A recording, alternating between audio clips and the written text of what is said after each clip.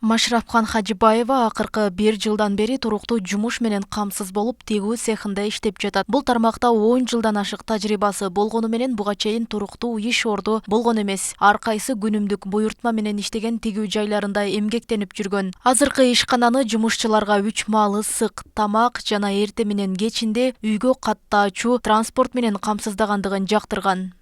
Кора сууда иштедик, текстилде иштедик, тикүү цехларында.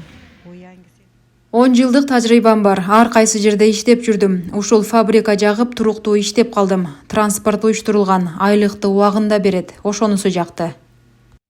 Оборуп алып келишлери бекорго өзлөрү оборуп алып кеп коёду. Шу томонлору бизге жокты. Хам жаккан өзүбүз айыл.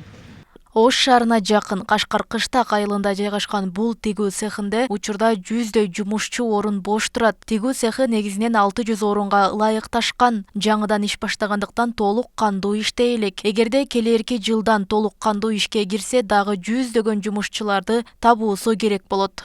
Өзү фабрика 600 адамга негизделген. Азыр ушул тапта 100гө жакын киши иштеп атат. Тегүүчүлөрдү күтүп атабыз, тегүүчүлөрдү жумушка алабыз, келиңиздер. Үйрөтүп алганга, чогуу иштешкенге даярбыз. Кечинде эртең менен саат 8де жумуш башталат, 6га чейин иштешет. 8де алып келет транспорт. Азыр 2 транспорт каралган, Кара Суудан и бул Ош тараптан.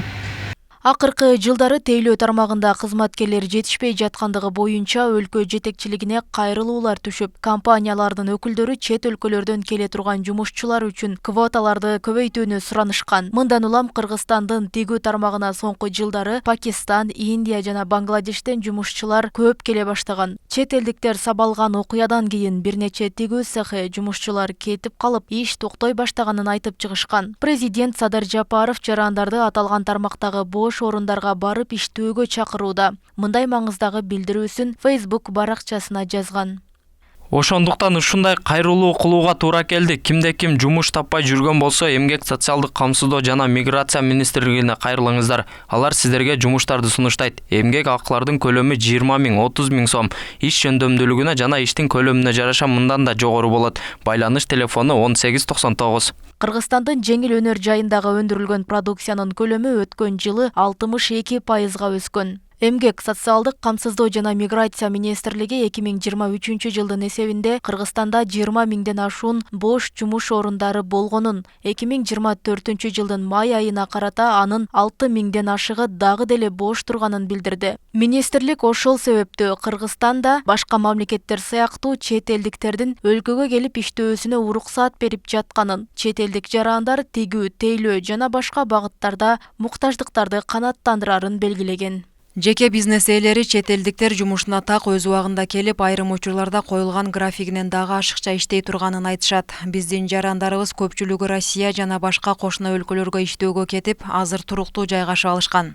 Кыргызстанга кайтып келип иштөө сунушубуз дайыма жоопсуз калат. Кыргызстанда жумуш орундары көп. Жогоруда айтылгандай 6538 жумуш орunu бош турат, иштегенге жумушчу жок. Ошол эле учурда Ички иштер министрлиги менен Улуттук коопсуздук мамлекеттик комитетинин кызматкерлери баш калаада экстремизмге жана мыйзамсыз миграцияга каршы рейд өткөрүп турат. Маселен, бир рейдтин жыйынтыгында эле 64 мигрант аныкталып, аларга 264 000 сом айып пул салынган.